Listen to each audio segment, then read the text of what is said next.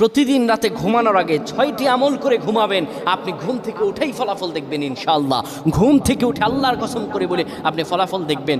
ঘুমাবেন আপনি গুনার বোঝা নিয়ে, ঘুম থেকে উঠে আপনি নিষ্পাপ হয়ে যাবেন ইনশাআল্লাহ, কোনো গুনাহ থাকবে না। যদি প্রতিদিন আপনি ঘুমানোর সময় এই 6টি আমল করে যেতে পারেন, 3বার করে করবেন। 1 নম্বরে যে আমলটি করবেন, কালিমা পড়ে ঘুমাবেন।